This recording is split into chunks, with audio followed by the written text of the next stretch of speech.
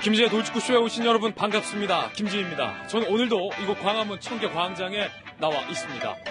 밤사이에 정말로 안타까운 뉴스 속보가 들어와 있습니다. 프랑스의 상징이자 파리의 심장이었던 노트르담 대성당이 이유를 알 수 없는 화재로 불에 탔습니다. 현 시각까지도 진화 작업이 한창입니다. 하지만 애석하게도 노트르담 대성당의 상징이었던 그 아름다웠던 첨탑이 완전히 전소돼서 붕괴된 것으로 확인이 됐습니다. 프랑스 파리 시민뿐만 아니라 전 세계의 시민들이 이 노트르담 대성당의 화재 소식에 안타까워하고 애도를 표하고 있습니다. 잠시 후 현장 상황 실시간으로 살펴보도록 하겠습니다. 저는 비가 오나 눈이 오나 매일 아침 이곳에서 여러분을 기다리겠습니다. 김지의 돌직구쇼 지금 라이브로 시작합니다. 잠깐만요.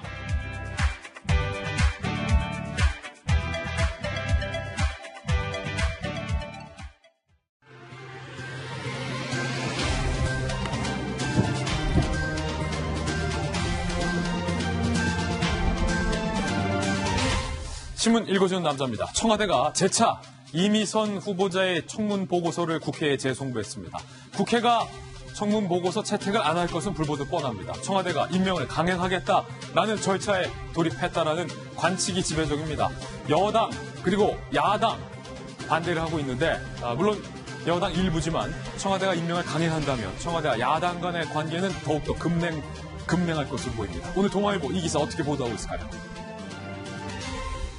오늘 국회에 이미선 청문보고서 재요청, 한국당은 검찰에 고발, 청와대가 재송부 거부된 임명을 강행할 수순을 밟게 되죠. 이해찬 민주당 대표는 이렇게 얘기했습니다. 논란은 있지만 결격 사유는 없다. 정의당도 입장을 바꿨습니다. 처음엔 데스노트에 부적격으로 올렸는데 이제 와서 입장을 바꿨는데 문제 없다라는 겁니다. 그런데 일각에서 정의당이 입장을 바꾼 건 지난 창원 성산 보궐선거에서 민주당에게 양보받은 것에 대한 보답이 아니냐라는 얘기가 현재 나오고 있습니다. 여론조사 결과는 하지만 여당과 정의당의 입장과는 사뭇 다릅니다. 리얼미터 조사 결과 부정적 여론, 그러니까 이미선 후보자가 부적격하다라고 답한 여론이 55%가 되는 것으로 나타났습니다. 잠시 후에 여론조사 전문가 모시고 과연 이미선 후보자에 대한 대국민 생각은 어떤지 긴급 여론조사 결과에 대해서 상세하게 다뤄보겠습니다. 다음 신문입니다. 이번엔 조선일보입니다.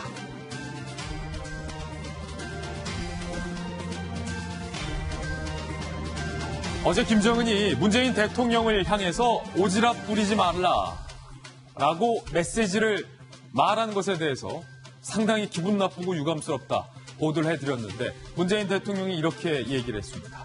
김정은이 비핵화 의지를 천명했다. 조선일보는 문 대통령의 답에 대해서 믿고 싶은 대로 말한 문 대통령이다 라고 신문 기사 제목을 썼습니다. 비핵화 언급조차 없었는데 김정은이 비핵화 평화 구축 의지가 확고하다. 트럼프는 남북미 회담의 뜻을 밝혔다라고 문 대통령이 답한 것을 두고 조선일보가 이렇게 기사를 썼습니다.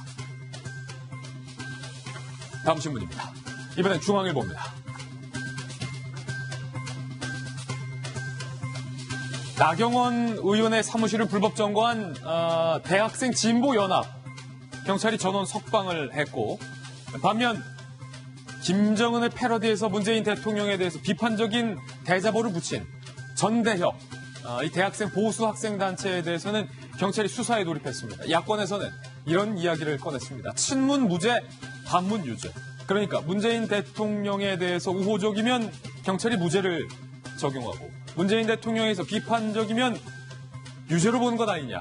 경찰의 수사의 온도차에 야당이 반발하고 있습니다. 이 소식은 잠시 후 오늘의 학플에서 자세히 다뤄보겠습니다. 다음 신문입니다. 이번엔 경제지도 한번 보실까요? 한국경제, 줄여서 한경. 고 조양호 회장의 동생인 한진가 4남 조정호 메리츠금융 회장이 대한항공에 지원 못한다. 이렇게 밝혔습니다. 그러니까 조카의 경영권 확보를 위해서 삼촌이 도울 의향이 있느냐라는 질문에 대해서 전혀 돕지 않겠다라는 뜻을 천명한 겁니다. 조양호, 조정호 형제의 난이 다시금 이어지고 있다, 연결되고 있다라는 분석이 나오고 있습니다. 한진칼 대한항공 지분 인수 불가능하다, 금융에만 전념하겠다라고 밝혔습니다. 다음 신문입니다. 이번엔 한국일보입니다. 항공이 비상입니다. 이번엔 아시아나. 아시아나, 에어부산, 에어서울 통 매각 절차를 밟게 됐죠. 궁금한 건 아시아나를 이제 누가 살 거라는 겁니다. SK, 한화, 애경, 굵직굵직한 국내 대기업들이 눈독을 들이고 있다라는 건데 대형 항공기 시장의 매물 자체가 희박하고 또 인수를 성공하면 단숨에 사업을 재편할 수 있는 절호의 기회라는 이유 때문이죠. 자금이 가장 풍부한 SK와 한화가 우선 거론되고 있습니다. 여기에 제주항공을 보유하고 있는 애경도 현재 뛰어들 것으로 관측이 되고 있습니다. 그렇다면 매각하는 이 비용은 얼마일까? 사는데 얼마가 있으면 될까? 매수 비용. 부채를 포함했을 때는 인수 비용이 한 3조 원가량 거론이 되고 있습니다. 상당히 큰 금액입니다. 한편에서는 이 리스크가 크기 때문에 승자의 저주라는 이야기도 나오고 있습니다. 워낙 막강한 자금을 들여서 인수를 했기 때문에 이 자칫 잘못했다간 그 인수 비용에 대한 손해를 회수할 길이 없어진다는 우려도 나오고 있습니다. 과연 아시아나의 운명은 누가 차지하게 될까요? 잠시 후 오늘의 앞으로서 다뤄보겠습니다. 다음 신문입니다. 이번에 경향신문입니다. 경향신문의 제목이 상당히 공감이 됩니다. 강원도민 힘내시라. 산불 피해가 막심해서 관광객들의 발길조차 끊긴 우리 강원도, 특히 고성. 오늘 경향신문에는 고성 5일장에 전매 특허 메뉴 삼총사가 실렸습니다. 강원 고성 5일장에 가보면 자 일단은 이렇게 홍게라면 드실 수 있어요. 요즘 또 봄에 홍게 넣고 제철이잖아요. 대게, 홍게. 라면 보글보글 끓이면 참 맛있습니다. 제가 먹어봐서 알아요. 먹거리 엑스파일 할 때. 그리고 물회도 이 고성 5일장에 아주 잘 팔리는 효자 메뉴라고 합니다. 가장 특이한 건 제가 오늘 아침에 이겁니다. 문어 육개장. 와, 육개장에 소고기 대신에 양지살 대신에 이 문어를 넣고 끓였다라는 문어 육개장. 고성 5일장에 가면 드셔볼 수 있다는데 우리 강원도 경제와 또 우리 도민들 또 사기를 위해서 여러분들 기회 되실 때 강원도로 여행을 찾아주시기를 부탁드리겠습니다. 문어 육개장 얘기 나오니까 침이 꼴깍꼴깍 군침이 드네요. 지금까지 신문 읽어주는 남자였습니다. 네, 오늘 아침 저와 함께 등판한 등판 선수들 소개를 해드리겠습니다. 자, 젠틀한 꽃중년 변호사, 칼잡이 출신의 우리 김광삼 변호사님 모셨습니다. 그리고 민주당의 미래, 더 나아가 국회의 미래, 민주당의 박용진 의원, 바르다 박선생, 박정아 전 청와대 대변인 모셨고요. 채널A의 정말로 베테랑 현장 기자, 박소영 기자와 여론의 모든 것을 분석하는 인사이트 K의 배종찬 소장님 모셨습니다. 모두들 어서 오세요. 네, 오늘의 키워드 3가지도 함께 살펴보겠습니다. 바로 이겁니다. 정말로 안타까운 키워드죠. 첫 번째 키워드. 노트르담 대성당 화마. 그리고 데스노트 대신에 예스노트라는 키워드도 나와 있습니다. 그리고 세 번째는 변명. 화마, 예스노트, 변명. 어떤 이야기인지 오늘 하나하나씩 상세히 풀어보겠습니다. 오늘 탑뉴스로 시작하겠습니다.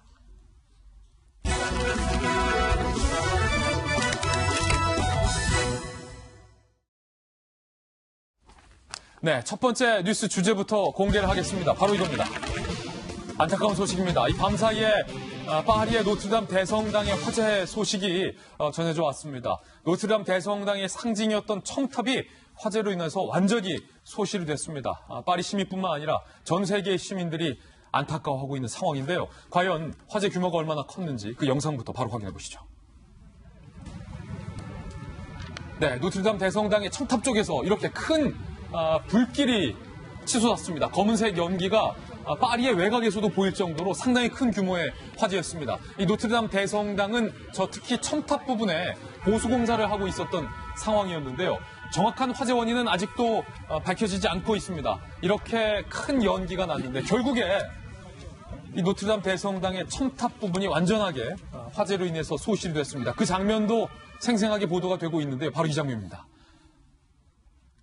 네, 정말 아름다운 그 자체로도 예술품이었던 건축물이었던 노트르담 대성당의 저 아름다웠던 청탑이 화재로 인해서 이렇게 붕괴되는 순간 이를 지켜보고 있던 우리 파리 시민들 입에서는 정말로 탄식이 쏟아져 나왔습니다. 모두가 안타까운. 저도 개인적으로 프랑스 파리에서 바로 이 노트르담 대성당 바로 앞에 이 앞골목에서 연수를 하다 왔기 때문에 매일같이 노트르담 대성당을 산책 코스로 갔던 곳이었는데 이렇게 붕괴될 줄은 정말로 상상조차 할 수 없었던 일이었는데 박소영 기자, 네. 화재 원인 아직까지 안 나오고 있죠? 네, 정확한 화재 원인은 좀 더 조사가 필요한 상황입니다. 어제 불이 난 게 이 파리 현지 시간으로 어제 오후 저녁 7시쯤이에요. 예. 그러니까 사람들이 굉장히 많을 때죠. 그래도 다행히 조속하게 대피를 해서 인명피해는 없는 상황입니다. 지금 보시면 사람들이 불타는 모습을 보고 있는 것을 확인하실 수 있는데요. 네. 7시쯤 불이 나서 지금 보시는 것처럼 첨탑에서부터 불이 시작이 됐습니다. 야, 지금 보니까 대성당 그 전체 지붕으로까지 불길이 네. 옮겨 붙어서 대성당을 덮고 있었던 그 지붕 자체가 다 불에 탔군요. 네, 그렇습니다. 이 지붕이 십자가 모양으로 생겼거든요. 예. 그 십자가 중앙에 이 첨탑이 있는데 첨탑에서 불이 붙으면서 이 십자가 모양의 지붕으로 번졌습니다. 그러면서 첨탑은 소실이 됐고요. 그리고 이 지붕은 일부가 타는 상황이 벌어졌습니다. 그리고 유리창에 있는 스테인드 글라스도 일부 없어졌다. 이런 얘기가 지금 나오고 있습니다. 네. 지금 불이 난 지 7시간 30분 정도 지났는데요. 밖에서 부는 불은 대체로 진화가 됐습니다. 하지만 안은 지금 계속 타고 있는 상황이고요. 아, 대성당 안은 계속해서 이렇게 타고 있다. 네, 그렇습니다. 그래서 완전히 지금 진화가 된 상태가 아닙니다. 지금 보시면 불이 활활 탔는데 아무래도 이 첨탑 있잖아요. 첨탑이 지금 보수공사 중이에요. 이 보수공사 중이를 위해서 거기 이렇게 비계라고 그 앞에 이동을 위해서 설치해 놓은 나무 구조물이 있거든요. 예. 거기서부터 불이 시작됐다 이렇게 보고 있습니다. 그 비계에서 화재가 냈기 때문에 아마 방화가 아닌 실화 아니면 사고 이런 것들로 인해서 화재가 난 것 아니냐라는 것이 지금 프랑스 당국의 입장이고요. 예. 네, 그렇습니다. 그리고 지금 사상자는 없지만 어쨌든 이게 아까 보신 것처럼 불타는 장면을 바라보고 있는 프랑스 시민들이 막 탄식을 하는 소리가 들려요. 아, 저 어떻게 막 또 그걸 너무 무력하게 바라보고 있는 사람들도 볼 수 있는데 예. 불이 이렇게 커진 것은 그 초기에 화재 진압을 즉각했었어야 되는데 예. 아무래도 노틀담 성당이 12세기에 지어졌던 건물이잖아요. 워낙 오래된 건물이기 때문에 원래 저런 걸 진화할 때는 지붕에서 불이 타고 있기 때문에 위에서 헬기로 물을 뿌리면 되지 않겠느냐라고 쉽게 생각할 수 있잖아요. 그럼 좀 빨리 진화가 됐을 텐데라고 할 수 있는데 예. 오래된 건물이라서 무너질 걱정이 좀 있었던 거예요. 우려가 있었기 때문에 위에서 그 헬기로 바로 물을 뿌릴 수 없었기 때문에 진화 작업에 예. 좀 어려움이 있었고 그 바람에 4시간 정도 이렇게 활활 타는 상황이 빚어졌습니다. 사실은 이 영상 보면서 박정화 대변인 너무나도 좀 안타깝고 답답했던 게 해가 지기 전에 사실은 해가 떠 있을 때 불이 붙었는데 지금 영상을 보시면 해가 완전히 지고 깜깜해진 한밤중 새벽이 되도록 화재가 잘 잡히지 않는 모습에서 예전에 우리 숭례문 화재 때 그 모습을 정말 무기력하고 안타깝게 지켜봤던 그날의 그 어떤 절망스러운 심정이 다시금 좀 떠올랐어요. 그러니까 화면에서 보시는 것처럼 그 파리 시민들 넋을 놓고 탄식하면서 쳐다보고 있는 망연자실한 모습에서 모든 것을 읽을 수 있는데요. 그 마크롱 대통령도 얘기했던 것처럼 우리 모두의 일부가 탔다. 프랑스가 탔다라고 얘기할 정도로 굉장히 큰 충격적인 네. 상황이었던 것 같아요. 우리도 몇 년 전에 말씀하신 것처럼 숭례문 화재 사고가 있었는데 그때도 속수무책으로 쳐다볼 수밖에 없었잖아요. 그래서 한쪽이 이제 무너져 내리는 걸 보면서 아 우리 가슴이 아유. 지금 이 화면이 예. 옛날 우리 숭례문 화재 때 전 다시 봐도 좀 가슴이 아파요. 너무 그러니까 정말 우리가 고이고이 간직해왔던 대한민국 우리 민족의 상징이었던 예. 그런 게 타버렸을 때 허전한 마음을 지금 프랑스 파리의 좀 국민들이 느끼고 있는 것 같습니다. 예. 그래서 그 전 세계에 있는 주요국 정상들이 다 안타까움을 표했고요. 마크롱 대통령 같은 경우는 그 예정됐던 담화문 발표를 미루면서까지 네. 현장에 가서 반드시 복구하겠다라는 그 대국민 성명을 발표할 정도였어요. 어떤 모습으로 다시 저 노트르담 성당이 다시 우리 앞으로 올지 한번 좀 지켜봐야겠습니다. 지금 마크롱 안타깝습니다. 대통령의 모습 보고 있는데 예정됐던 일정을 취소하고 지금 화재 현장으로 각부 요인들과 함께 급하게 지금 달려온 모습인데 마크롱 대통령뿐만 아니라 파리 시민들, 프랑스 시민들 이를 지켜보던 전 세계인들이 사실은 많이들 안타까워하고 있습니다. 지금 저 보시는 첨탑 앞에 이 파사드라고 하고 있는데 이 노트르담 대성당 건물의 주요 출입구가 있는 저 파사드에 지금 보시는 것처럼 장미 모양의 스테인 글라스가 상당히 유명하고 아름다운데 저기까지 현재 화재가 번져서 일부 스테인 글라스가 이미 소실이 되고 없어졌다. 이거를 복원한다 해도 사실은 그 복원이 얼마만큼의 큰 의미가 있을지는 현재로선 장담할 수 없는 상황입니다. 원래의 모습이 소실됐기 때문이죠. 그 하나하나가 사실은 다 예술품이잖아요. 네. 그리고 저 안에는 굉장히 많은 예술품과 유물들이 있었을 텐데 우리가 지금 어느 정도 피해를 받았는지도 확인할 수 없는 지금 상황이니까 전체 불이 다 완전히 소진되고 꺼지고 예. 난 다음에나 그 상황을 좀 알 수 있을 것 같아요. 자, 이 장면은 그 화재가 나기 전에 원래의 이 아름다운 모습을 간직하고 있는 스테인글라스와 그리고 참 실내 장식이 아름다운 노트르담 대성당의 화재 전의 내부 영상을 여러분께서 보고 계신데요. 이게 화재 피해 때문에 지금 얼마만큼이 이 내부가 손실됐는지는 그 안에서 확인조차 현재 되고 있지 않은 상황인데 화재 현장에 저희 채널A의 프랑스 파리 특파원인 동정미 특파원이 다녀왔습니다. 그리고 프랑스 시민들도 급하게 인터뷰를 했습니다. 들어보시죠. 이곳은 파리의 중심 파리 시청 앞입니다. 파리 시민들은 옆에서 불타고 있는 파리 문화의 상징 노트르담 대성당을 바라보며 몇 시간째 자리를 뜨지 못하고 있습니다. Oui, en effet, la cathédrale Notre-Dame de Paris, c'est le symbole même de Paris. Je pense que tout étranger en France, qui vit en France, connaît cette cathédrale. Malheureusement, c'est un site qui est visité tous les jours par des pays du monde. Et je pense que là, c'est le symbole même qui est touché de Paris. Le symbole de Paris qui a toujours été la cathédrale Notre-Dame, bien des siècles avant, pour plein de gens de Paris, en effet, qui ont vécu des fois des galères, des misères et qui se retrouvaient souvent autour de la cathédrale de Paris pour se réconforter. Et je pense que là, on se retrouve tous ici ce soir et on est bien triste qu'on soit de Paris ou d'ailleurs. Je crois qu'on est tous touchés de la même manière, quoi.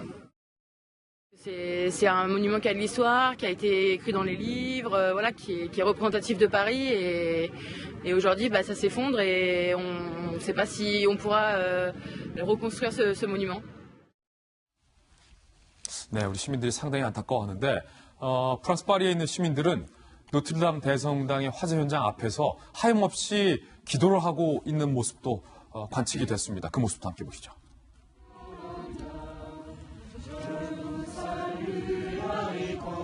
자, 바로 여기 서 있는 곳이 노트르담 대성당이 위치한 이 시대섬, 그러니까 파리의 한가운데 우리로 따지면 여의도처럼, 물론 여의도보다 훨씬 규모가 작은 섬이지만 시대섬에 노트르담 성당이 위치를 하고 있습니다. 그런데 그 시대섬을 흐르고 있는 바로 건너편에서 공원이 있는데 그 공원에서 시민들이 무릎을 꿇고 불타는 노트르담을 보고 기도를 하면서 아베 마리아를 부르고 있는 그런 장면인데, 박용진 의원. 네.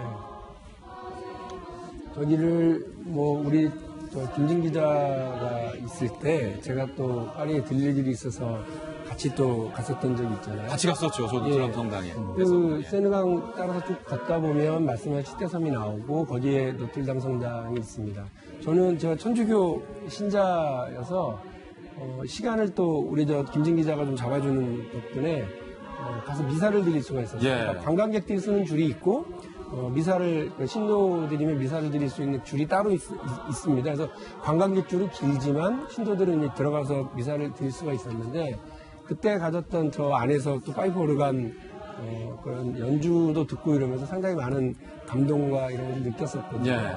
매우 안타깝습니다. 그 화재가 시작되면 아마 저기도 매뉴얼이 있기 때문에 관련된 문화재나 이런 것들을 빨리빨리 이전시키는 노력들을 했을 것 같습니다만 다들 아십니다만 이미 그 내부 구조라든지 석상들 엄청나게 큰 그 조각상들 이런 것들이 있어서 그거는 제가 볼 때는 빠른 시간 내에 이동이 불가했을 거예요. 그래서 폄하를 피하기가 어려웠을 것 같은데 아까 파리 시민들도 얘기합니다만 파리의 상징이 에펠탑과 노트르담 대성당인데요. 파리 시민뿐만이 아니라 전 세계 많은 각국의 국민들이 이 소식을 듣고 많이 슬퍼하고 충격을 받고 있을 것 같습니다. 예. 한 가지만 꼭 말씀드리고 싶은 게 뭐냐면 숭례문 화재 때도 굉장히 우리가 가슴 아팠죠. 왜냐하면 이런 문화재들이 화재에 취약합니다. 실태 조사를 해보면 아주 이 화재에 취약한데 불에 취약한데 제발 좀 제대로 좀 지금 검토해서 좀 미리 예방을 했으면 좋겠습니다. 예. 노트르담 대성당의 화재가 완전히 진압되고 난 이후에는 복구를 위한 작업이 한창일 텐데 그 복구 작업에도 좀 성공적으로 복구가 잘 되기를 저희도 한번 기도하는 마음으로 응원하겠습니다. 안타까운 뉴스 속보 전해드렸습니다. 이번엔 저희가 준비한 두 번째 이슈를 소개하겠습니다. 청와대가 오늘 이미선 헌재재판관 후보자의 임명 강행을 위한 청문 보고서를 국회에 재송부를 했습니다. 그런데 이미선 후보자 남편의 글이 오늘도 논란이 되고 있습니다. 조국 수석은 소위 재수가 없고 야당은 뇌가 없다라는 글을 이미선 후보자의 남편이 공유를 해서 논란이 되고 있습니다. 그 글부터 함께 보시죠. 오충진 변호사, 이미선 후보자의 남편인데 본인의 페이스북에 공유를 해서 올린 글입니다. 글 내용은 이렇습니다. 조국은 능력이 뛰어난 것 같지도 않고 XX 재수도 없다. 하지만 주식 많다고 이미선 후보자를 까는 야당 X들은 한국이 자본주의 국가임을 망각한 문외아들이다. 그러니까 오충진 변호사는 조국 수석은 재수가 없고 야당은 뇌가 없다라는 이 글을 왜 올렸을까라는 의문점이 현재 제기되고 있는 그런 상황인데 박정아 대변인 왜 올렸을까요?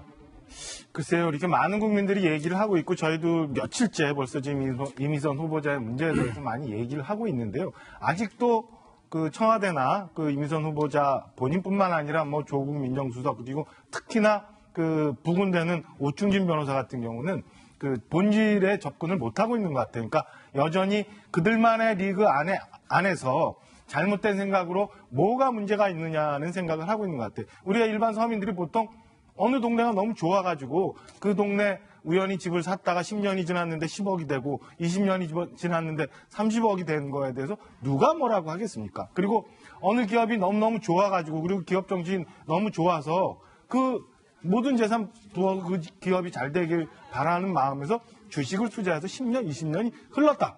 그걸 그거 갖고 누가 뭐라고 하겠습니까? 그게 자본주의 사회인데 이거는 그게 아니잖아요. 예. 이거는 그 판사 신분으로서 그리고 어제도 말씀드린 것처럼 대통령을 탄핵할 수 있는 마지막 결정권을 갖고 있는 헌법재판관 후보자로서 과연 매일매일 저렇게 데이트레이딩 하듯이 주식을 했었어야 되는가? 이거에 대해서 지금 국민들이 얘기를 하고 있는 건데 이 건에 대해서는 자본주의 사회인데 어떠냐? 차라리 강남에 가서 35억짜리 집 샀으면 이렇게 욕 안 먹었을 텐데 라고 해서 저는 아직도 그들만의 리그에 빠져서 사건의 본질에 대해서 국민들이 왜 분노하고 있는지에 대해서 접근을 못하고 있는 것 같아서 너무너무 안타까운 생각이 들고 있고요. 특히나 어제 말씀드린 것처럼 너무 많은 이상한 것들이 혼재돼 버렸어요. 후보자가 있고 후보자는 또 입 다물고 있고 후보자 배우자가 나서서 얘기를 하고 있고 무슨 뭐 야당 의원들과 같이 뭐 맞짱 토론을 한다고 그러고 너무너무 복잡한 일들이 벌어지고 있는데 다시 한번 돌아가세요.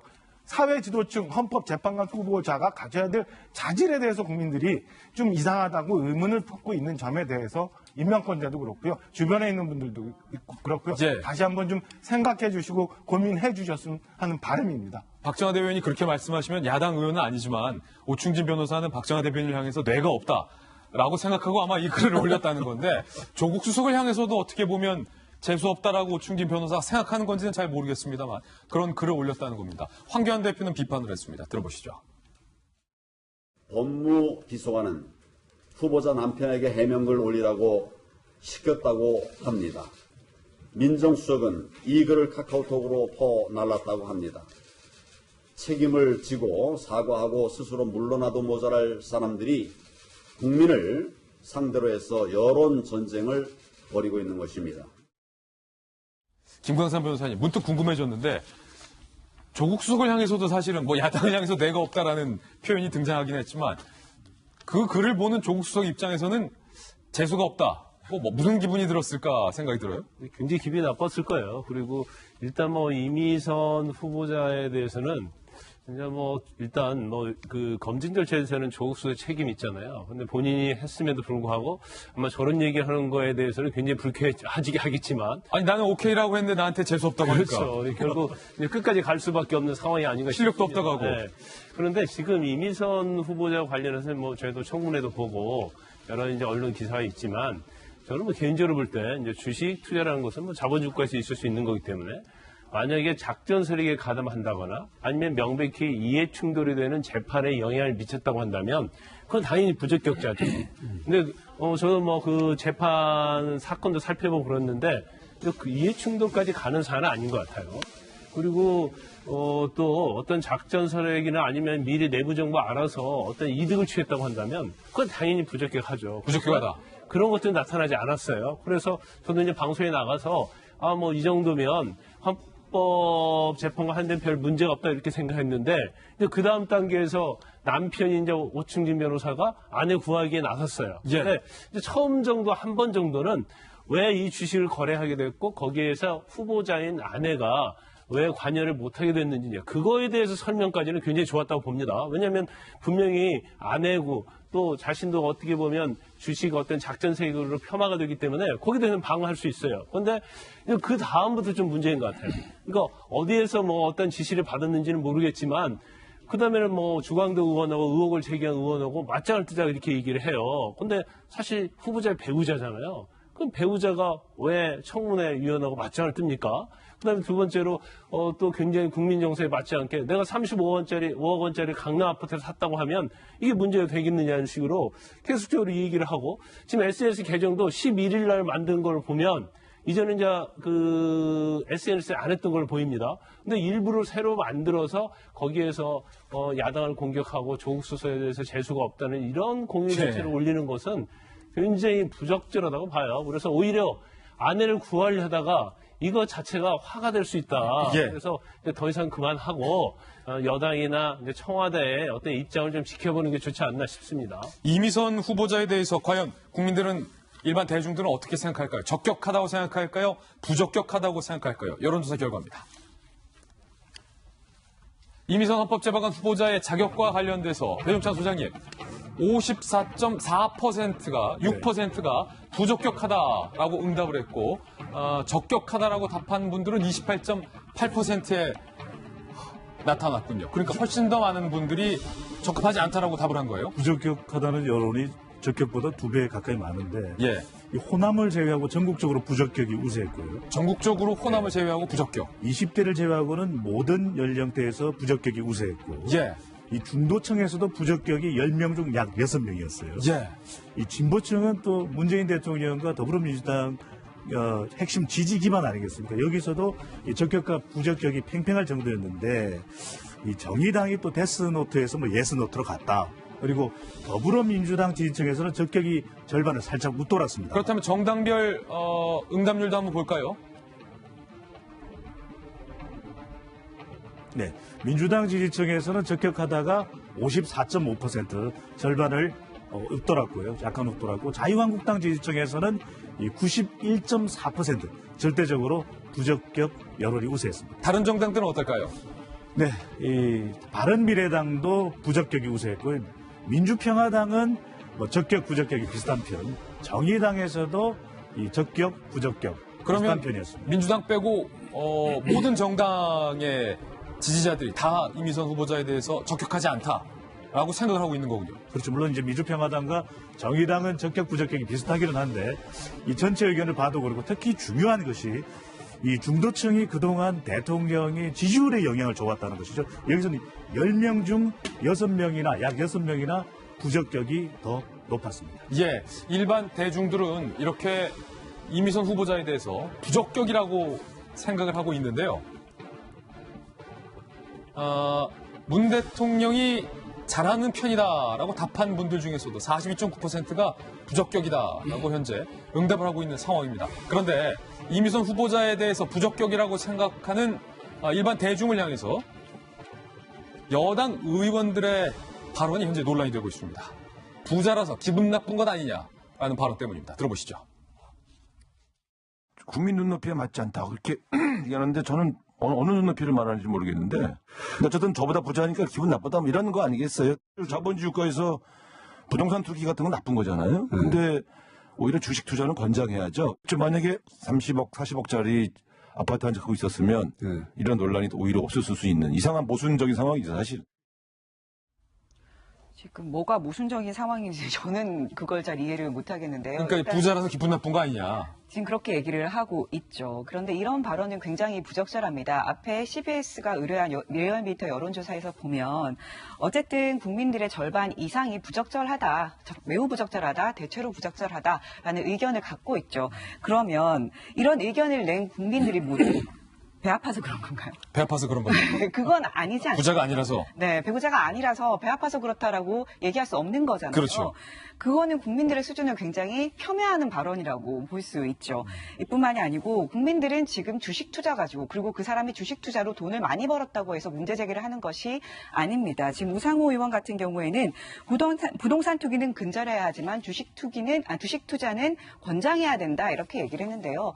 국민들은 그 부분에 대해서는 주식 투자를 하는 것에 대해서 뭐라고 하는 게 아니죠. 예를 들어서 장하성 전 실장 같은 경우에는요. 주식이 무려 53억 원, 청와대에 들어갈 때 53억 원을 가지고 있었습니다. 예. 그 부분에 대해서 국민들은 아무도 뭐라고 하지 않았습니다. 장하성 전 실장이 소액 주주 운동을 하면서 그렇게 주식을 가지고 있다는 것을 다들 알고 있기 때문이죠. 하지만 이번에 이미선 후보자에 대해서 국민들이 문제 제기를 하는 것은 내부 정보를 이용한 것이 아니냐라는 의혹과 그리고 부부가 같이 판사로 근무를 했는데 어떻게 5,500여 회의 주식 투자를 할 수가 있는, 주식 거래를 할 수가 있느냐. 이 부분에 대해서 문제 제기를 하는 거거든요. 그런데 마치 부자라서 공격을 한다라는 프레임을 씌우는 것은 보이는 현상을 왜곡하는 것이다. 이렇게 볼 수 있습니다. 확실히 민주당 의원들이 이 이미선 후보자에 대해서 옹호를 하다가 우상호 의원의 발언은 뭔가 좀 스텝이 꼬인 것이 아닌가라는 생각이 드는데 여론조사가 이렇게 나와 있는데 이분들 다 부자라서 배 아파서 그런 거다라는 발언을 좀 들리잖아요.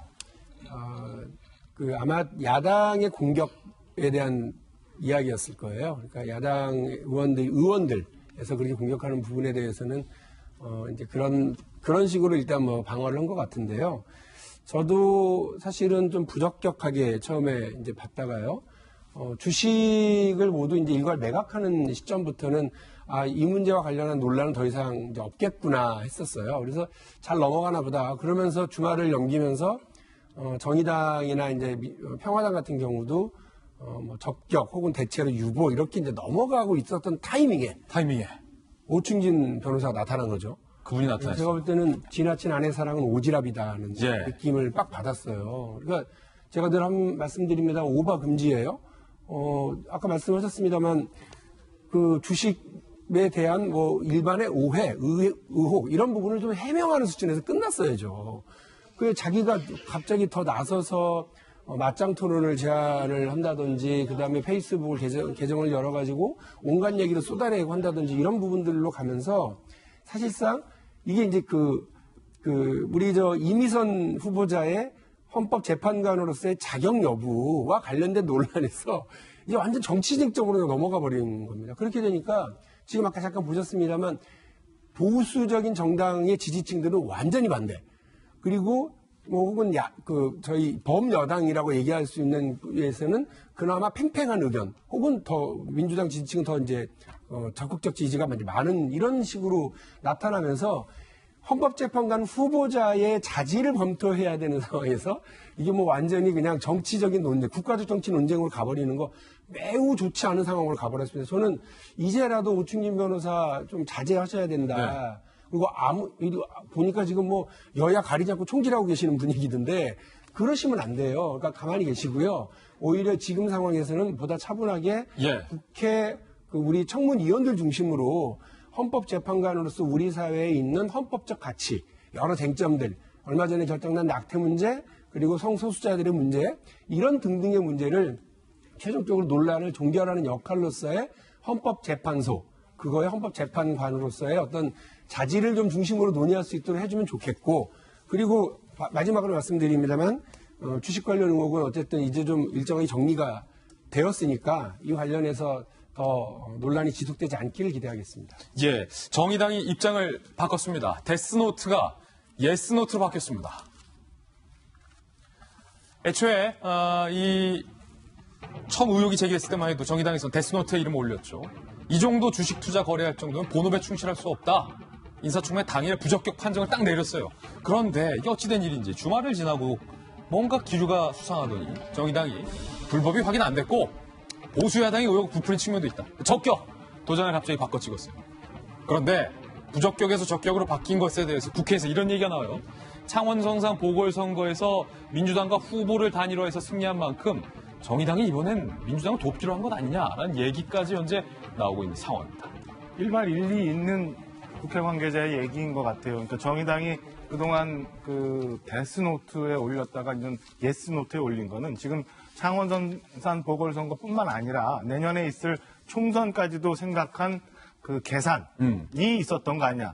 그 오충진 변호사의 논리로 치면 정의당 의원님들 머리에 다시 뇌가 들어간 거 상황. 뇌가 없다가 다시 장착된 거야. 그러니까 우리 잘 납득 못한다는 박소윤 차장님이나 저나 이렇게 이미선 후보자가 좀 부적격이라고 생각하는 사람은 뇌가 없는 사람. 아니면 돈이 없다. 저렇게 계산할 줄 아는 사람, 뇌가 있는 사람. 그리고 국민들 55%가 다 뇌가 없는 사람이라고 생각하기 때문에 저렇게 얘기하는 상황인 것 같아요. 그래서 더 이상 저는 그 이미선 후보자 건에 대해서 더 이상 생각하지 않기로 했습니다. 뇌가 없기 때문에. 뇌가 없기 때문에. 청와대가 이제 임명 강행하는 수순을 밟게 될 텐데 그 이후에 과연 여론이 어떻게 변할지도 계속해서 좀 지켜봐야 될 것 같습니다. 이번에 저희가 준비한 세 번째 뉴스입니다. 이 사건 전해드리면서 참 해명을 해도 납득이 될 만한 수준의 해명을 해야 재고의 여지라도 있을 텐데라는 아쉬움이 번뜩번뜩 드는 대목이 참 많습니다. 황하나도 경찰도 정말로 말도 안 되는 변명들을 해서 빈축을 사고 있습니다. 먼저 황하나 씨가 이른바 경찰서장실에 사진을 올리면서 우리 아빠가 경찰청장과 베프다라고 글을 올려서 논란이 됐는데 이 부분과 관련해서 경찰이 이렇게 해명을 했습니다. 황 씨가 2015년 남대문서 경찰서를 찾았을 당시 상황실 등을 구경했던 것은 확인됐다. 그건 사실이다. 그러면서 경무과장이 그 황하나 씨가 우니까 달래려고 과장실로 내려갔고 갑자기 또 황 씨가 울면서 상황실을 보고 싶다고 해서 달래려고 상황실 내려가서 보여준 거예요. 뭐 경찰서 상황실이 관광지입니까? 운다고 보여주게? 경찰에 어떤 특혜가 없었다라고 해명하면서 이런 식의 해명을 해서 빈축을 사고 있는 상황인데 우리 검사 출신에게 이건 바로 물어봐야 될 것 같아요. 검사로 계시면서 여러 가지 경찰들과 함께 수사 지휘해 보셨을 텐데 이른바 황하나 씨가 경찰서의 상황실을 보고 뭐 이런 경무과장이 만나고 했던 게 우는 여인을 달래기 위해서다. 이 납득이 되는 해명이십니까? 저는 이제 법적 경력이 거의 한 30년 돼 가는데 처음 경찰서에서 그 우는 그러니까 조사를 받는 사람을 달래기 위해서 그것도 경무과장이 하는 일은 일반적으로 그 경찰서 내에 이제 물품에 관한 거랄지 금전에 관한 거니까 뭐 봉급이랄지 이제 그런 거에 관여하는 사람인데 수사과장도 아니고 경무과장이 달래기 위해서 과장실을 데려갔다. 이거 좀 약간 말해도 좀 그럴듯해야 하는데 전 도저히 믿을 수 없는 이야기예요. 이런 거 본 적이 없다. 그러면 보지도 듣지도 못한 얘기죠. 그런데 이제 황하나 씨가 그 내용 중에 뭐가 있냐면 자기는 여청계도 아니고 그다음에 뭐 사이버 수사대도 아닌 곳에서라고 얘기를 했거든요. 예.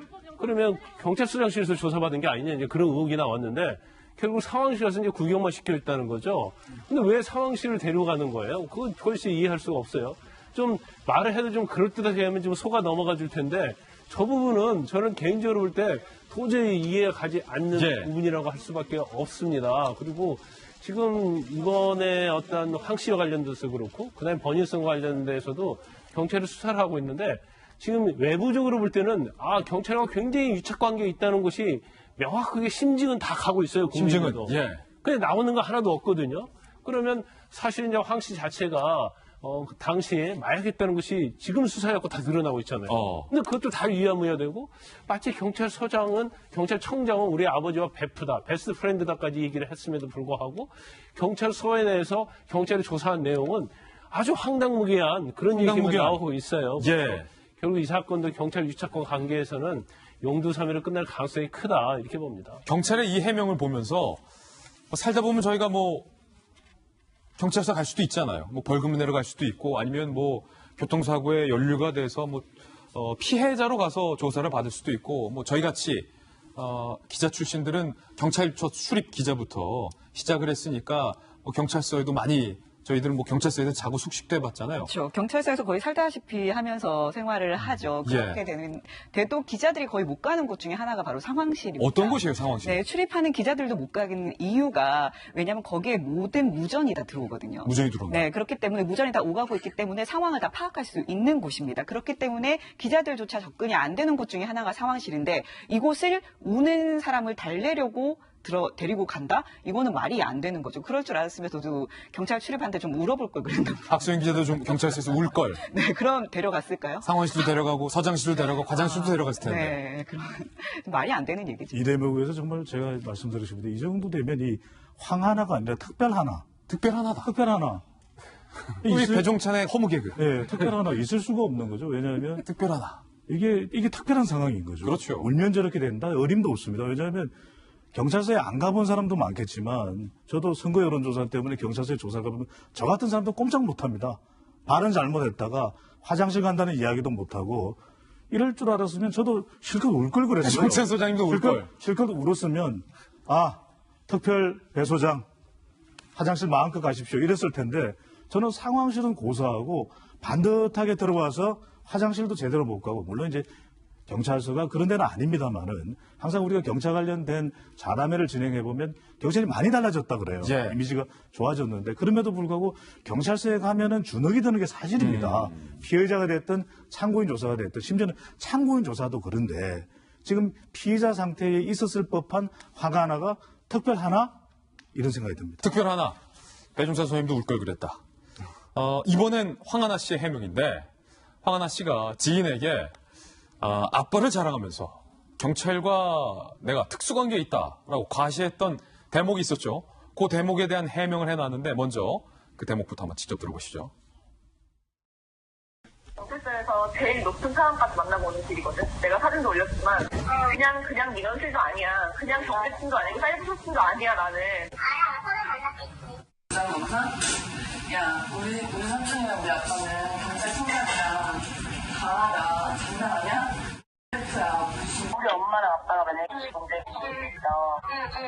그냥 싸워. 하나일 것 같아. 이 발언에 대해서 황하나 씨가 이렇게 해명을 했습니다.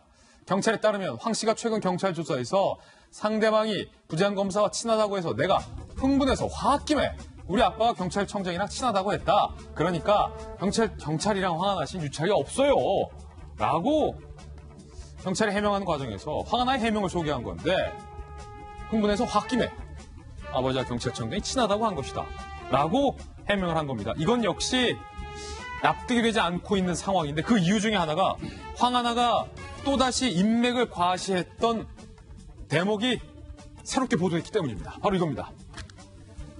본인의 2015년 고소 사건과 관련해서 통화를 한 녹취록이 공개가 된 건데 황하나 씨가 이렇게 얘기합니다. 지금 이거 누구한테까지 전달되는지 알아? 남양유업 회장님에게까지 전해졌다. 라고 이야기를 하면서 본인의 삼촌이죠. 이미 일은 커졌어. 회사와 부모님까지 들추지는 않았는데 우리 쪽에서 어떻게 나갈 것 같아. 이제 내 손을 떠났어. 라고 얘기를 합니다. 내 손을 떠났다라는 의미가 박정화 대변인 남양유업 측에서 무언가의 남양유업, 내가 남양유업 회장님께도 얘기를 다 했기 때문에 남양유업 측에서 무언가 경찰의 손을 썼을 거다라는 거를 유추하게끔 저렇게 얘기한 거 아니겠어요? 그러니까 그 약간의 글쎄요, 황하 씨 내가 개인적으로 말씀드리는 약간의 허언도 있고 좀 과시도 있다고 100번, 1000번 양보하더라도 아까 얘기한 것처럼 경찰서장방에 가서 뭘 했네. 그리고 지금 와서 남양유업 회장님한테 얘기했으니까 모든 게 끝났다라고 저렇게 쉽게 자연스럽게 얘기할 수 있는 건 평소에도 무언가 경찰이나 이런 그 권력기관에 도움을 상시적으로 받을 수 있다라는 생각을 늘 갖고 있었기 때문에 저렇게 얘기했던 거 아닌가. 그렇다면 남양유업 회장님이라고 언급됐던 저 상황에 대해서도 경찰이 좀 더 면밀하게 조사를 해야지 저런 것들은 놔두고 그냥 지금 아무것도 없다라고 얘기한 거는 더 납득할 수 없는 대목 아닌가 싶어요. 그리고 녹취록 좀 전에 들어봤지만 그때 사진까지도 올렸는데 어제 경찰에 해명해 보면 그 사진에 대해서 전혀 이런 방법 언급이 없습니다. 사진이 어디 변하는 게 아닌데 그럼 이 사진이 어디에 있었던 사진인지 저게 종로경찰서인지 남대문경찰서인지 어디에 상황실이지만 확인했어도 그때 황하나 씨가 거기를 갔었는지 안 갔었는지 알 수 있었는데 그런 거에는 전혀 얘기가 없는 상황이에요. 그런가 하면 참 황당한 당사자들의 해명에 대해서 오늘 소개를 해드리고 있는데 정준영의 카톡방에 있었던 최종훈 씨가 음주로 단속됐는데 이것이 어찌된 일인지 여론에 잠잠히 무마됐던 사건과 관련해서 경찰의 고위직이 최종훈에게 생일 축하 전화까지 걸었다라는 사실을 앞서 보도를 해드렸는데 그 생일 축하 전화를 건 경찰의 해명이 오늘 나왔습니다. 역시 황당합니다. 들어보시죠. 생일 축하 전화를 왜 그러냐라고 다들 궁금하게 생각하고 있는 상황인데 담당 용산경찰서 교통조사계장이 이렇게 얘기를 했습니다. 그거는 이 조사 과정에서 혹시 조사받는데 불편함이 없었는지 우리 경찰들의 어떤 대민봉사에 친절은 했는지 만족 조사하는 해피콜을 걸었을 뿐이다 라고 답변을 한 거예요. 그러니까 저희 기자들 입장에서 묻지 않을 수 없죠. 아니 해피콜을 왜 생일 때 걸었냐 라고 묻자 그건 자료에 최 씨 주민번호 앞자리가 적혀 있어서 앞자리에는 뭐가 있습니까? 생일이 있잖아요. 그래서 해피콜을 걸다가 생일이구나. 그래서 생일 축하합니다. 라고 말을 한 거다. 라고 해명을 해서 빈축을 사고 있는데 박수영 기자, 이거 채널A의 단독 보도 내용인데 더 자세하게 좀 설명 좀 해주시죠. 네, 지금 보면 경찰들이 참 친절한 내용이 지금 오늘 계속 나오고 있죠. 운다고 상황실 보여주고, 그다음에 주민등록 앞자리를 보니까 생일이길래 축하 전화를 걸었다. 지금 이런 얘기를 하고 있는 건데요. 최종훈 씨가 2015년에 음주운전 때문에 걸리죠. 그 이후에 이제 언론에 알려지지 않고 무마된 일이 있었습니다. 그 이후에 이 최종훈 씨가 이태원에서 이게 걸렸는데요. 이 생일 축하한다고 문자 메시지를 보낸 사람이 바로 관할 경찰서입니다. 용산경찰서 교통조사계장이 최종훈 씨 생일에 맞춰서 축하한다라고 전화를 건 겁니다. 순경도 아니고. 네, 그렇습니다. 계장이 건 거예요. 자, 그런데 왜 도대체 전화를 한 거냐라고 했더니 해피콜을 했다는 겁니다. 그러니까 조사 과정에서 불편함이 없었는지를 조사를 했다는 건데요. 보통 해피콜은 누구한테 겁니까? 보통 신고를 한 사람한테 걸어요. 네, 피해자한테. 그러니까 이 신고한 사람에게 조사를 경찰서에 와서 하는 동안 불편함이 없었냐, 조사받는 동안 불편한 거 없었냐 이렇게 묻는 거지. 신고해 주셔서 감사하다. 네, 그 과정에서 어떻게 진행이 됐냐 이런 걸 묻는 거지. 음주운전에 단속된 사람에게 해피콜 거는 경찰서는 전 처음 봤어요. 예, 최근 추가된 서비스가 아닐까요? 최근 추가된 서비스가 아니냐. 물론 해피콜이라는 그 역할 자체는 경찰서의 교통조사계에 있는 걸로 저희가 확인이 됐는데 생년월일에 생일이 나와 있기 때문에 해피콜을 걸었는데 생일 축하한다라고 말했다는 해명 납득이 안 됐는데 이 부분은 또 역시 칼잡이 출신에게 물어봐야 될 것 같은데 김광선 변호사님 이런 거 보셨습니까? 혹시 검사 생활하면서? 전혀 못 봤죠. 그러니까 우리 경찰이 언제부터 생일 축하하는 콜을 해줬습니까? 검사에게도 안 걸잖아요. 그럼요. 거기다 이제 교통조사계장이에요. 계장이면은 상당히 직급이 높거든요. 그러니까 팀장 위에가 조사계장인데 물론 만약 해피콜을 건다고 하면 조사계장이 걸지 않겠죠. 담당자 하든지 아니면 이제 제3자를 통해서 경찰서 내에. 근데 저거 정말 더군다나 관할 내에 있는 그리고 이걸 조사한 교통조사계장이 생일 축하하는 전화를 했다. 그것도 어떻게 생일을 알았느냐? 주민번호 앞자리에 적혀 있었다. 이거 참 이해가 가지 않아요. 근데 최종훈 씨 같은 경우에는 사실은 굉장히 의문적인 게 많아요. 물론 언론 보도에 안 나가는 것 자체도 이건 경찰에서 굉장히 특혜를 줬다 이렇게 볼 수 있는 대목인데 또 하나는 또 음주 단속할 때 뇌물공여 의사표시 했잖아요. 200만 원, 500만 원, 1000만 원. 그러면 사실은 뇌물공여 의사표시로 입건해가지고 음주운전으로 같이 처벌을 해야 돼요. 더 세게 처벌했어야 돼요. 그렇죠. 근데 경찰이 거절을 했다. 이걸로 끝났다. 사실은 이것도 굉장히 특혜거든요. 해피콜까지 했다. 그렇죠. 처음에 음주 단속 때부터 처벌 받을 때까지 또 언론 보도에 안 나가는 것까지 그다음에 처벌을 검찰을 송치하고 나서 다시 해피콜 생일 축하까지 하는 이게 언제부터 대한민국 경찰이 이렇게 범죄자에게 친절했습니까?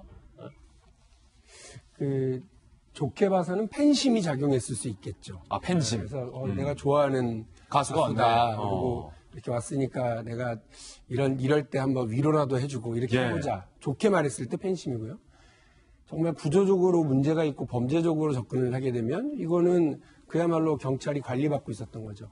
그러니까 최종훈 씨와 이런 연예계획사가 갖고 있는 힘, 그들의 돈, 그들의 인맥과 영향력 이런 것들을 가지고 경찰이 관리를 받고 경찰이 그 관리 대상이 되어서 최종훈 씨가 불법을 저지르고 교통사고를 저지르고 들어왔음에도 불구하고 일반적인 거하고 다르게 움직였던 거죠.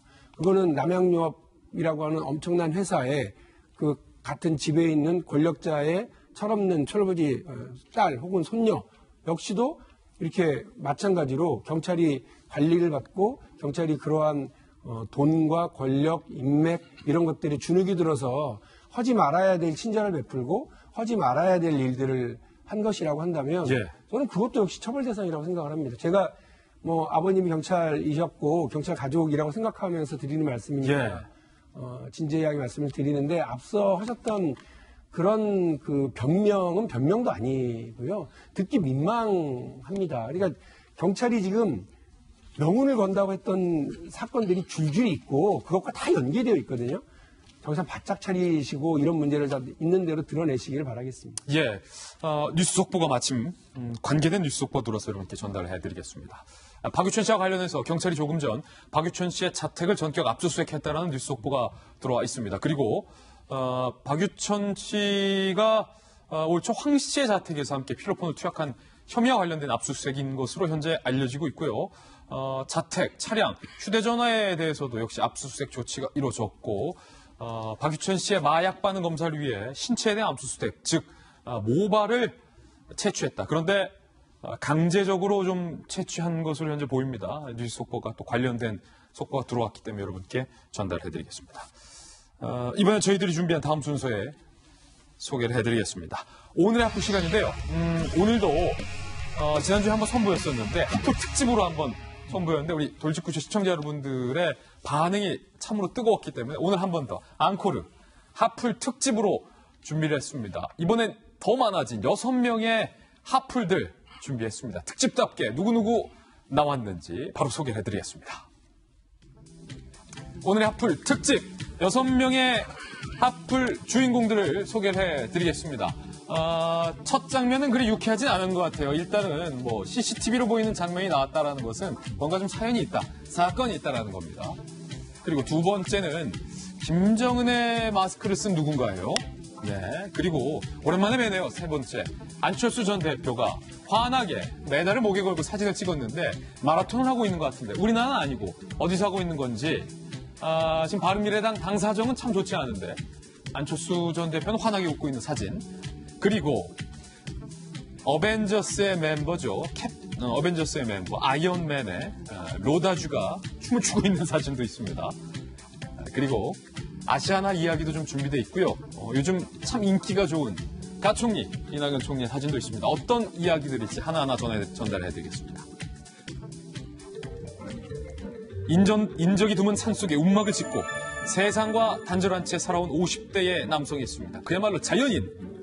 이 남성은 경남 진주시 비봉산에서 무려 10년간 숨어 지내며 인근 농막과 사찰에 침입해서 음식 등의 생필품만 골라 훔쳤다고 하는데 주로 냉장고에 든 김치와 술, 라면 등등 지금 살금살금 침입을 해서 뭔가를 지금 훔치는 장면이죠. 오랜 세월 홀로 산속 생활을 하며 허기를 채우기 위해 사람들의 눈을 피해 야간에 음식을 훔치며 하루 한 끼로 겨우 생활을 이어왔다고 합니다. 체포 당시에 매우 초췌하고 왜소한 모습이었다는 그는 키가 170에 가까웠다고 하지만 몸무게는 무려 56kg밖에 안 나갔다고 합니다. 경찰은 이건 뭐 피해자도 피해자지만 일단 사람을 살리기 위해서라도 반드시 붙잡아야 한다라고 판단을 했다고 합니다. 아버지의 상습폭행과 잇단 사기 등을 당하며 사람도 인생도 싫어져 대인 기피증이 생겨서 산속으로 들어갔다는 이 자연인. 경찰은 김 씨의 출소 후 사회복지 등에 대한 부분을 알아볼 계획을 밝혔습니다. 나는 자연인이다라는 프로그램 상당히 많은데 이분이 그러니까 비봉산에서 10년 넘게 자연 속에서 산 속에서 이제 먹고 자고 숙식을 해오신 분인데 어쩌다가 라면을 훔치게 된 겁니까? 그러니까 이게 아마 지금 10년 동안 121차례에 걸쳐서 지금 절도를 한 것으로 보이는데요. 그 어떤 프로그램을 보면 자연에서 살아갈 때 자연에서 많은 것들을 구해서 살아가는 것을 저희가 볼 수 있잖아요. 근데 그런 생활이 녹록치만은 않은 것 같습니다. 특히 아마 겨울을 지나면서 이런 상황이 더 악화됐던 거 아닌가라는 좀 생각도 들고요. 지금 보시면 키가 170cm에 몸무게가 56kg에 불과했을 정도로 아마 생활이 어려웠던 것으로 보입니다. 지금 훔친 것도 거의 라면 이런 생필품들을 지금 훔친 것으로 확인이 되는데요. 지금 이분 같은 경우에는 무엇보다도 이 대인 기피증, 사기와 폭행 등으로 대인 기피증까지 걸리면서 산속에 들어가는 생활을 선택을 한 상황입니다. 정말 좀 안타깝기도 하고 너무 이런 분들 이렇게까지 좀 되지 않도록 사회가 좀 도왔으면 어떨까라는 생각이 드는데요. 좀 어쨌든 죗값을 치른 이후에는 좀 사회로 복귀를 할 수 있게끔 지원이 좀 이루어지고 인간관계도 상처받은 인간관계도 좀 복원할 수 있는 그런 치료가 좀 이루어졌으면 하는 그런 안타까운 생각이 드는 상황입니다. 경찰 설명 방금 보니까 배윤철 선생님 10년간 돈은 단 한 번도 안 훔쳤다. 그러니까 생계형 범죄였다는 거죠. 먹는 문제인 것 같아요. 저분이 보니까 키는 저하고 별로 큰 차이가 없는데 170, 예. 몸무게는 딱 반이네요. 몸무게 절반이다. 네, 저렇게 못 살죠. 근데 절반이다. 저는 궁금한 게 자연인 관련된 그런 프로그램을 보면 산에서 뭘 많이 만들어 드시고 오히려 자연식이라서 유기농 자연식이라서 더 건강해지는 모습을 봤는데 저분은 왜 그런 식사거리를 못 찾았을까? 이게 사실 궁금해요, 저는. 그렇죠. 왜 라면 이거 먹고서 절대 건강하지 않은데 오히려 자연인 그런 프로그램을 보면은 산속에서 각가지 나물 또 자연에서 여러 가지 또 좋은 공기 이런 건강하던데 저분은 왜 그런 걸 뭐 못 만들어냈을까? 못 만들어 드셨을까 하는 생각이 드네요. 예, 이 자연인들도 보면은 기술이 상당히 필요한데 그런 기술은 없었던 것 같아요. 범행 현장 CCTV 화면 다시 한번 살펴보시죠.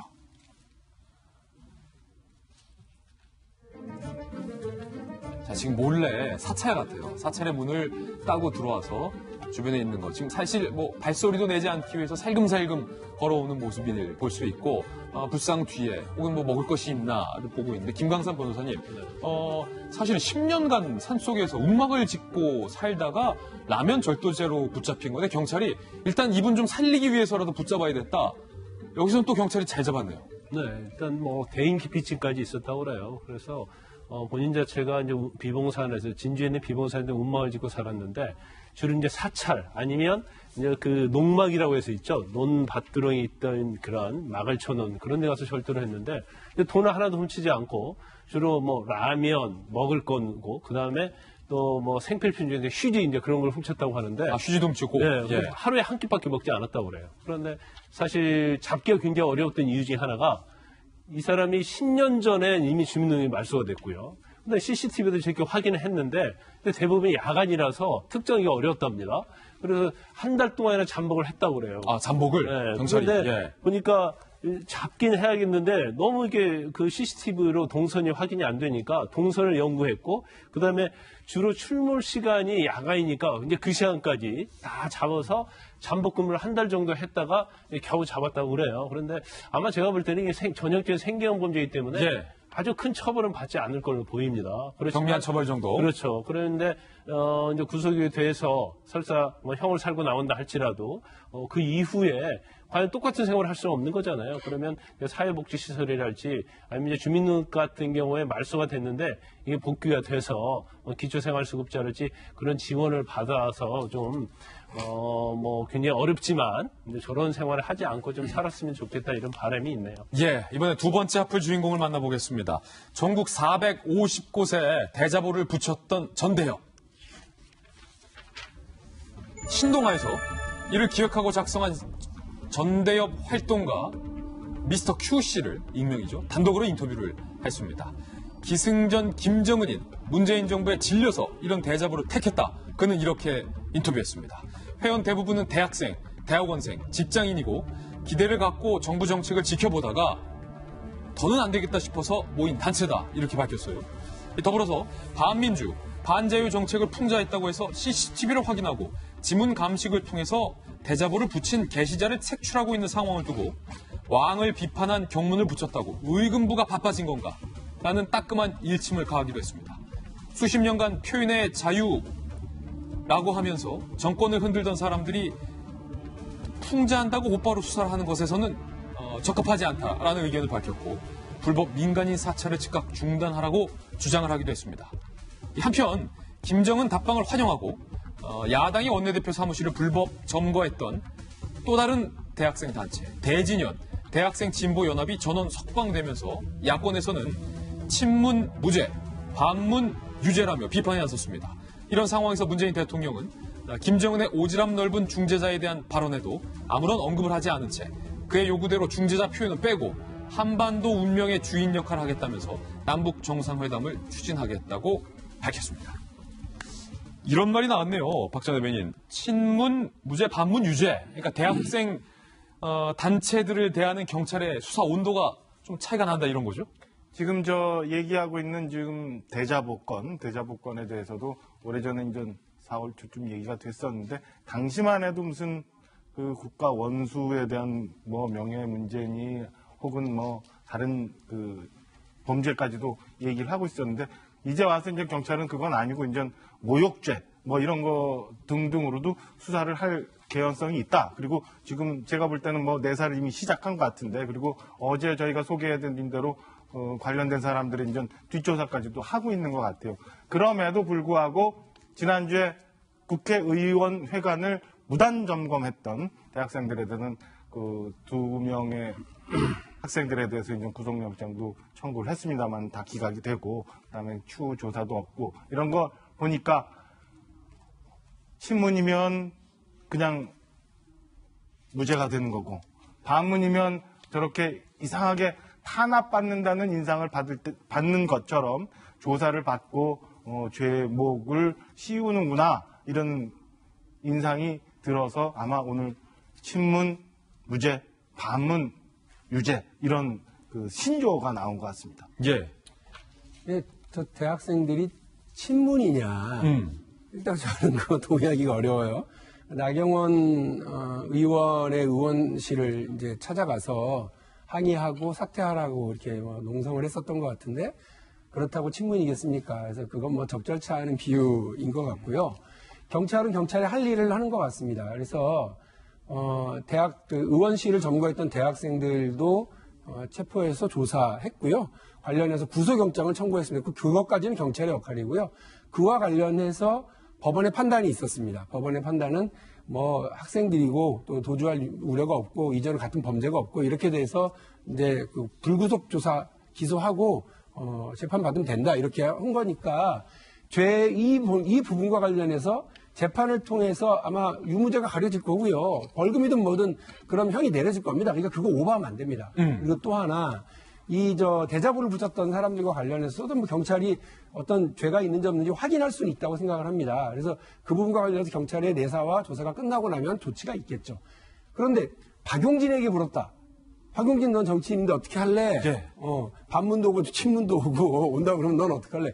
대학생들 찾아오면 박용진 사퇴하라고 하는 대학생들도 왜 사퇴하라고 그러니? 하고 차 한 잔 내주고 떡과 과자를 내준 뒤에 같이 얘기를 좀 나누면 되지. 그거를 경위 부르고 경찰 불러서 내쫓는 건 또 뭡니까?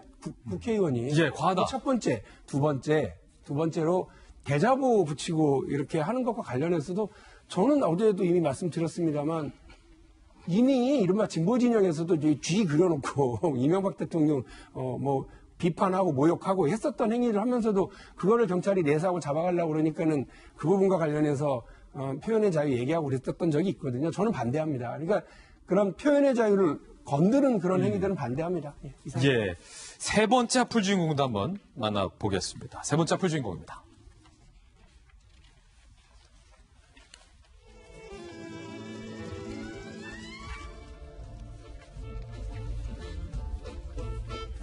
상당히 좀 늦게 나와서 죄송합니다. 바른미래당의 내용 속에 독일에 있는 것으로 알려진 안철수 전 대표의 근황이 알려져서 화제입니다.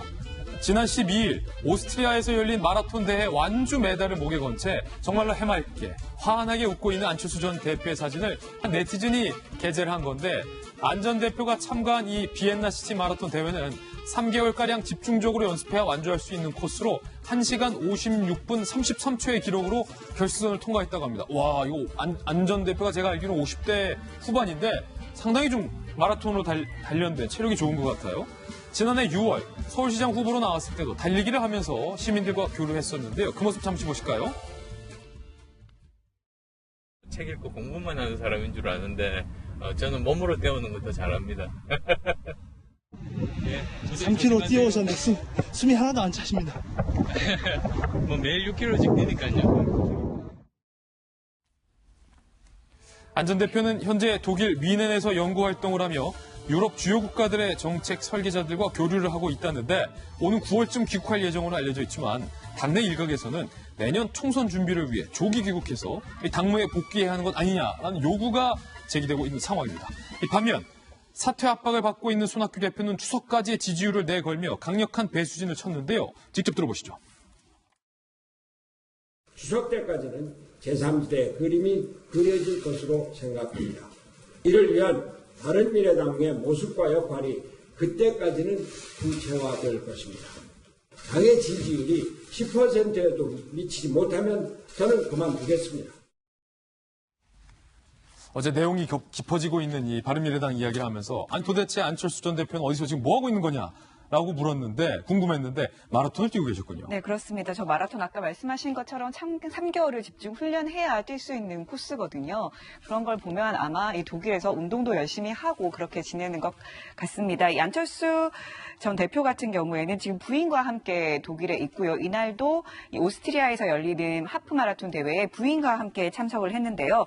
지금 안 전 대표는 뮌헨, 독일 뮌헨에 머물고 있습니다. 독일 뮌헨에서 과학연구소로 굉장히 유명한 이 독일 물리학자의 이름을 딴 막스 프랑크 연구소, 과학연구소거든요. 예. 여기서 지금 이 방문 연구원 신분으로 연구활동을 하고 있습니다. 독일의 뮌헨에만 머무는 건 아니고요. 여기 아무래도 이제 교통이 좋으니까 여기서 머물면서 뭐 에스토니아, 스페인, 이탈리아 등등 각국의 유럽 각국을 돌면서 뭐 관련된 과학 굉장히 유명한 분들도 만나고 또 정치권도 만나는 것으로 알려졌고요. 이뿐만이 아니고 지난 1월에는 이 실리콘밸리, 그러니까 미국에 있는 실리콘밸리까지 가서 거기서도 또 열심히 사람들을 만나고 또 친분을 쌓는 것으로 알려졌습니다. 이렇게 지금 시간을 보내고 있는데요. 이제 아마 지금 이제 4월이니까 오는 9월에는 귀국할 예정이라고 하는데 아마 바른미래당의 내용이 워낙 심각하다 보니까 이것보다는 좀 더 일찍 오지 않겠느냐라는 전망이 나오고 있습니다. 이게 사실은 바른미래당 관련해서 여론의 분위기가 심상치가 않은데 당 내에서는 안철수 전 대표의 조기 등판 이야기도 좀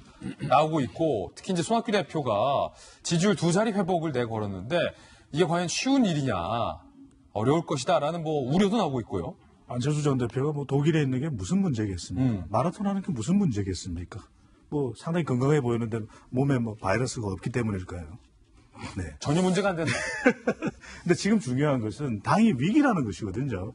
당의 위기고 바른미래당, 그 이전에 국민의당부터 바른미래당까지 이 당의 운영에 책임을 지고 있는 이가 바로 안철수 전 대표 아닙니까? 그러면 지금은 이 체력을 올릴 때가 아니라 당의 지지율을 올려야 될 때거든요. 체력을 올릴 때가 아니라 지지율을 올려야 할 때다. 게다가 이 손학규 대표마저도 위기 아닙니까? 지금 혼에 몰려 있을 때, 이럴 때 어떤 식으로든 당이 추스릴 수 있는 메시지, 귀국 여부를 떠나서 그런 책임 있는 모습을 보여야 할 때로 보입니다. 예, 사실은 안철수 대표가 뛰는 모습이 포착된 건 이번이 처음이 아닌데 왜 기억하시죠? 예전에 한국에 있을 때 한 기자가 안철수 전 대표의 자택에서 발견을 했는데 안 대표가 백팩을 맨 채 계단을 와다닥 뛰어가는 사무실에서 장면도 한 포착이 됐었잖아요. 네. 그때가 아마 안철수 후보관이 독일로 나가야겠다고 이제 선언을 했는데 아직 안 나갔었을 때였고요. 관련돼서 이제 선거 패배 등에 대해서도 논란이 있었는데 차기 당대표를 누구로 할 건지에 일정한 영향력을 미치고 있는 거 아니냐. 바로 이 장면이죠. 예. 그거를 확인하기 위해서 기자가 기다리고 저 사무실을 드나들고 있다는 얘기를 듣고 찾아온 거죠. 근데 본인은 잠적해서 나갈 준비를 하고 대중의 시야에서 사라지고 싶었는데 정치적 영향력을 발휘하고 있고 배후 조종을 하고 있는 것처럼 오해받을 수 있는 상황이 되니까 하루에 6km씩 뛰던 분 아닙니까? 예, 젊은 기자가 못 따라가요. 엄청 빠른 속도로. 대답도 안 하고 뒤도 안 돌아보고 카메라의 각을 정확하게 확인하면서 뛰고 있는 거. 보통 저러면 박정희 대변인 그냥 멈춰서서 그냥 한두 마디 아리송한 이야기 던지고 자 그만합시다. 기자 밥은 했어요? 식사는 먹었어요? 이렇게 말 돌리는데 그냥 뒤에서 쫓아가는데 계속 도망가는 건 전 처음 봤어요. 이래저래. 저 사건이 있을 때 저희도 저걸 많이 다뤄서 시청자분한테 소개해드렸잖아요. 그러니까 보통의 조금 경륜이 있는 정치인 같은 경우는 아이고 이렇게 바쁜데 어떻게 오셨습니까? 그럼 내가 얘기해줄게요. 궁금한 게 뭐예요? 하고 난 다음에 그럼 내 상황이 이렇게 되니까 여기까지만 쓰고 요건 좀 봐줘요. 이런 얘기라도 좀 할 수 있는데 이렇게 마냥 도망가는 모습을 보면서 지하 몇 층까지 내려갈 것인가. 굉장히 뒤에서 쫓던 기자는 굉장히 몇 년 동안 이렇게 정치를 계속 해오셨는데 우리 안철수 대표 굉장히 순박하다 이런 얘기 많이 했었잖아요. 여전히 순박한 모습을 그전에도 보여주셨는데 글쎄 바른미래당 지금 내용이 간단치 않은데 9월달 귀국 예정이긴 하지만 지금 국민의당 출신 의원들도 이택 의원 중심으로 얼마 전에 30여 명 원내위원장들이 모여서 얘기를 했다는 거 아니에요? 그러니까 빨리 정리를 위해서라도 안철수 대표가 뭐라고 언급을 좀 해주거나 국내 정치에 대해서 혹은 뭐 조기 귀국해서 뭔가 수습하는 모습을 좀 보여야 되지 않을까 이런 생각을 좀 해봅니다. 예, 세 번째 하풀 주인공은 안철수 전 대표였습니다. 이번에 네 번째 하풀 주인공 만나보시죠. 아이언맨, 캡틴 마블, 호크아이, 어벤져스 시리즈의 주인공들이 한국을 찾았습니다. 이번 어벤져스 엔드게임, 22편의 어벤져스 시리즈를 집대성한 작품으로 히어로들의 세대 교체가 이루어질 것으로 예상이 되는데요. 어제 열린 아시아 팬 미팅에는 약 4,000명의 팬들이 모여 성황을 이뤘습니다. 이 국내 팬들에게 로다주라고 불리는 아이언맨 로버트 다우니 주니어, 쏟아지는 카메라 플래시 세대에 막춤을 선보이며 까불어요. 한국에서 마블 영화 시장이 폭발적으로 성장한 건 다 내 덕분이라며 능청을 떨기도 했는데요. 그러면서도 지난 10년 동안 영광이었습니다 라며 진중한 모습을 보이기도 했습니다. 새 배우는 한국에 도착하자마자 서울 관광을 즐기는 모습 역시 화제를 모았는데요. 호크아이, 이 제러미 러너는 경복궁에서 벚꽃 구경을 하고, 아이언맨은 호텔방에서 춤을 추고, 캡틴 마블의 이 브리 라스는 광장시장에서 마약 김밥을 넙죽 받아먹기도 하는데요. 어벤져스 시리즈의 마지막 결말과 서울을 즐긴 소감 한번 직접 들어보시죠. My favorite is Ant-Man goes up Thanos' butt and then makes himself big. And that is exactly what happens. I had to try all the local stuff. Yes. Good. Very good. Very good. So would you. So too. I've eaten my way through so far. 자, 이 어벤져스의 주인공들이 이렇게 한국을 찾아서 한국에 대한 애착을 강조한 데는 그만큼 또 대한민국 이 영화 팬들이 보답을 했기 때문 아니겠어요? 네, 그렇습니다. 뭐, 어제 그 팬미팅 하는데 보면. 많은 돈을 우리들이 벌어주고 했어요. 네. 그 팬들이 직접 막 분장까지 해가지고 어벤져스 캐릭터들 분장까지 해서 거기 앞에서 기다리고 줄 서서 아침부터 기다리고 있는 모습을 확인할 수 있었는데요. 그 열기가 정말 뜨거웠습니다. 그리고 특히 이 주인공인 로버트 다우니 주니어 같은 경우에는 한국에 대한 애정도 굉장히 많아요. 특히 이번에 한국에 네 번째 온 거거든요. 그러다 보니까 호텔방에서 막 춤을 추는 모습까지 올려서 더 큰 화제를 모으기도 했고요. 지금 화면에 보이시는 것처럼 팬 미팅에 저렇게 직접 분장을 해서 가는 그런 열정적인 팬들이 정말 많이 모였습니다. 그리고 또 한국에서 열리다 보니까 그 인기가 더욱더 실감할 수 있었던 장면이었던 것 같고요. 그리고 이제 어제 왔던 그 제레미 레너랑 브리 라슨 같은 경우에는 두 사람 다 모두 한국을 처음 방문한 거였어요. 그러다 보니까 아마 첫 관광객으로서 외국인들한테 가장 유명한 곳 중에 하나인 경복궁 그리고 광장시장 이런 곳을 방문한 것 같은데요. 특히 제레미 러너 같은 경우에는 소주. 외국인들 굉장히 좋아하더라고요, 소주. 네, 소주가 정말 외국인들한테는 그렇게 독하게 뭐 목을 타는 듯한 맛도 아니면서 굉장히 맛있는 술이다 이런 이미지가 있는 것 같아요. 그래서 반드시 한국 가면 소주로 먹어봐라 이렇게 누가 권했나 봐요. 그래서 그래, 소주가 맛있었다 이렇게 얘기를 했고요. 브리라슨 같은 경우에는 지금 보이는 사진 보이시죠? 광장시장에서 이렇게 마약김밥을 아주머니가 주니까 그걸 손으로 넙죽 받아먹는 그런 모습. 저 굉장히 한국식이죠. 손으로 주는 걸 바로 받아먹는. 저 마약김밥에는 전혀 마약과 관계가 없다는 거예요.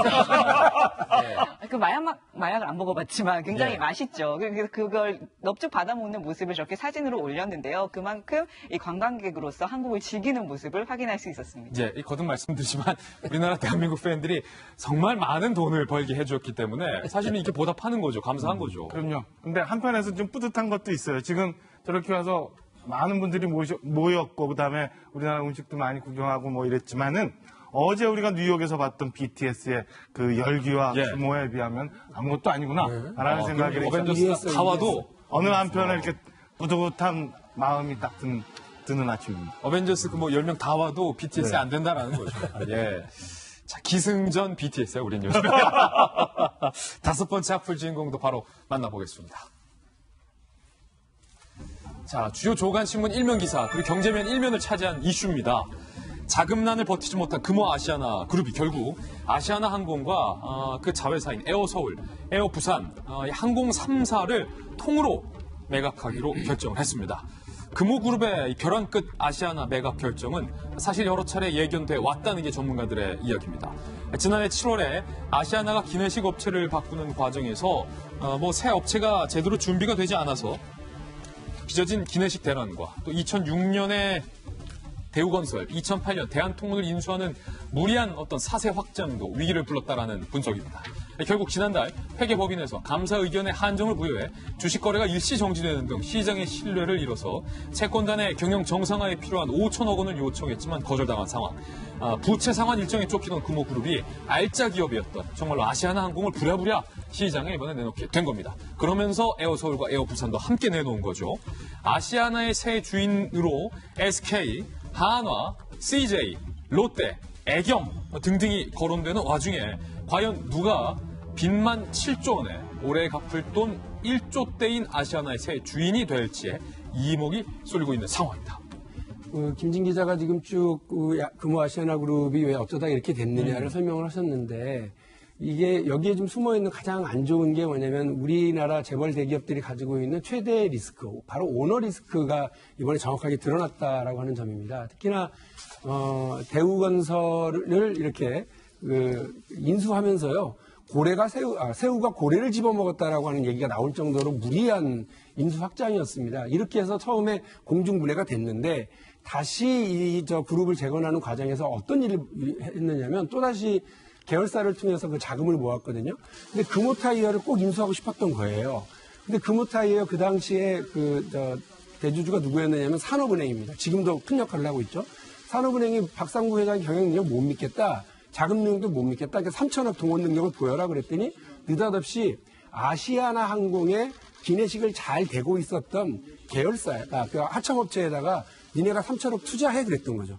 그 회사가 우리가 왜 우리 안 해? 그러고 나서 다른 데로 느닷없이 바꾼 겁니다. 그런데 그 회사가 3천억 동원 능력은 있었는지 모르지만 기내식 동원 능력이 기내식을 동원할 능력이 없었어요. 왜냐하면 갑자기 짓고 있던 공장이 불이 나버렸거든요. 그래가지고 그 대란이 벌어지고 한국 경제에 엄청난 타격을 주게 됐었던 생각을 해보면 단순히 한 기업에게만 부담이 아니라 한국 경제 전체에게도 부담이 될 수 있는 오너십 리스크와 관련해서 여러 가지 많은 생각을 하게 되는 이번 사태입니다. 예, 사실은 뭐 김종인 대표에 이어서 경제 민주화를 또 계승하고 있기 때문에 박영진 의원이 잘 분석을 해주셨습니다. 이번엔 6번째 악플 주인공입니다. 강원 산불에 정부가 단계별로 해야 할 일에 대해서 동아일보 기자수첩에 상세히 적어서 깨알 수첩으로 눈길을 끈 이낙연 총리. 이번에는 복구 작업을 하는 장병들에게 보인 이 총리의 겸손 언행이 화제입니다. 지난 13일 강원도 고성의 한 공장을 찾아 복구 작업에 힘쓰는 국군 장병들에 이렇게 고개를 숙여서 이 한나라의 총리와 또 감사 인사를 한 건데요. 직접 보시죠. 네, 고마워요 우리 장병인 여러분. 주민들도 여러분의 고마움을 기억을 합니다.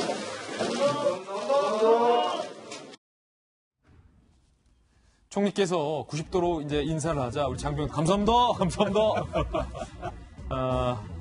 존댓말까지 쓰면서 고마움을 표현하는 게 인상 깊은데 깨알 수첩에 겸손 언행까지. 강원 산불에 대처하는 이 총리의 모습이 차기 정치 지도자 여론조사에도 긍정적인 영향을 끼쳤다는 분석입니다.